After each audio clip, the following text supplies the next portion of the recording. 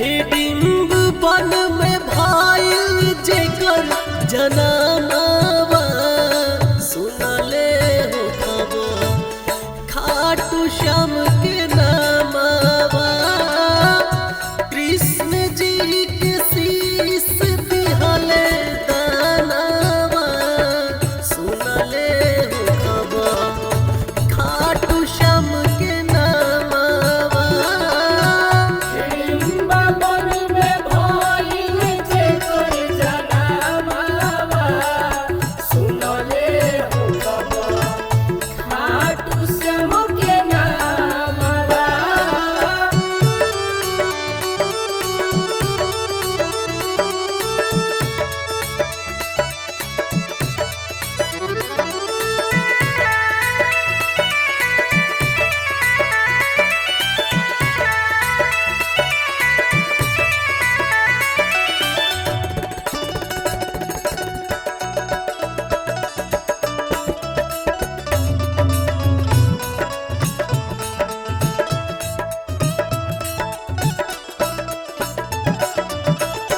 वीर भीम दादा रहले महाबलशाली घटोत्कच के पुत्र जेकर बतिये निराली वीर भीम दादा रहले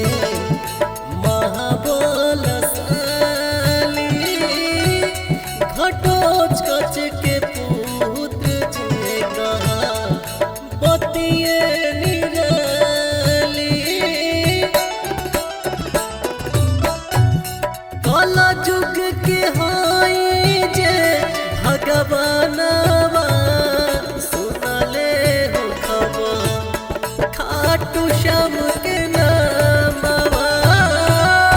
कृष्ण जी के शीश दिहले दानवा सुनले हो खबर खाटू श्याम के नामवा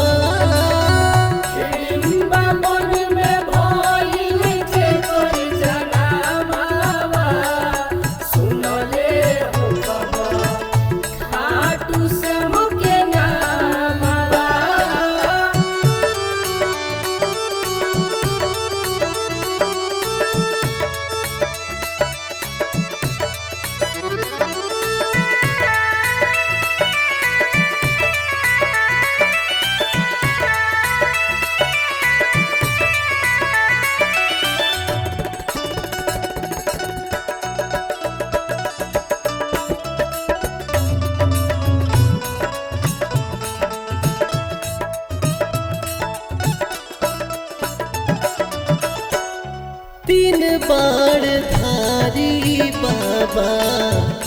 हार के सहारा बीच माज धार के हाई इहे हो किनारा तीन बाण धारी बाबा हार के सहारा बीच माज धार के हाई इहे हो किनारा टीके नाही केहू इनके समानवा सुनले हो खबर खाटू श्याम के नामवा कृष्ण जी